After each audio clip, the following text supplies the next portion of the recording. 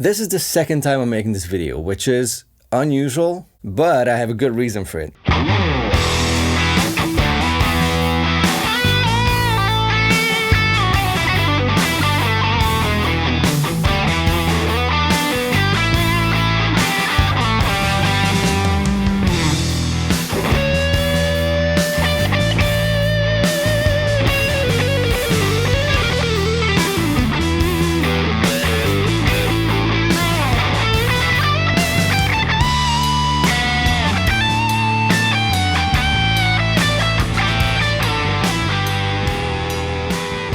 A couple of weeks ago, I released my video and Rockett watched it, like the guys at Rockett watched it and compared the settings on screen with their pedal, and they told me like, we don't think this is how it's supposed to be. We don't think the pedal you have sounds the way it should.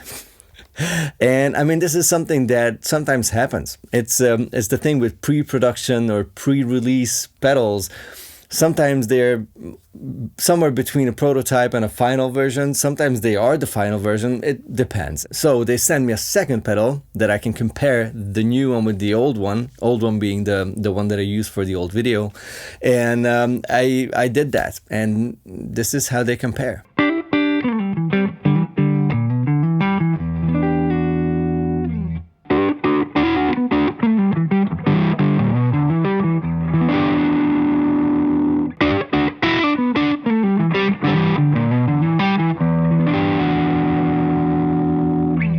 Very different. So no wonder I felt like cranking the treble and the bass on the old pedal for the video that I did, because I was missing that sort of articulation or something that the normal one, the new one, just has. I don't have to crank anything. The treble and the bass of the drive circuit is around 12 o'clock and it's perfectly fine. With the original one, I got sounds that I really liked. Otherwise, I wouldn't have made the video. That's my golden rule. Like, I, of course, want to get paid for my job, but if I don't like what I'm hearing, I will not release the video. I will send the product back, whether it's a guitar, pedal, an amp, whatever it is. I love doing this and I don't want to stop loving doing this. So I only do stuff that I enjoy. It was just that I got a surprising amount of critique in the comments, which I usually don't get. Only getting compliments on my videos and the sounds in my videos is a huge thing for me. So thank you for that. And for this video, I got a couple of oh yeah, it sounds amazing with the crank amp, with the Plex, but I didn't really like the clean sounds. It sounded a little thin, or why did you have to crank the bass and this and that to get that sound? Well, now we know why. I'll show you the clean amp first, then turn on the PXO and show you a couple of sounds with the boost, the overdrive side, then combined, and also with single coils and humbuckers.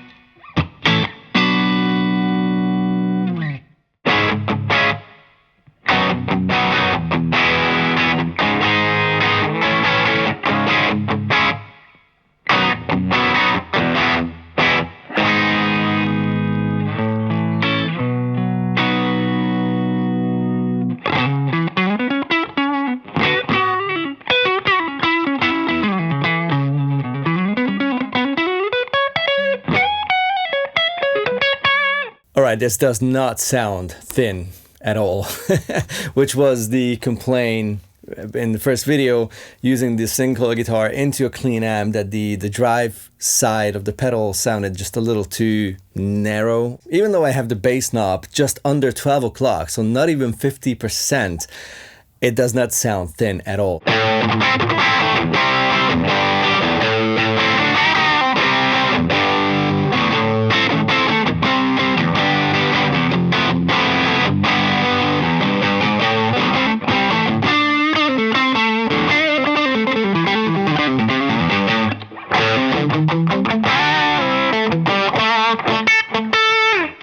Let's check out the pedal with both guitars, Synco and humbucker, with an overdriven amp.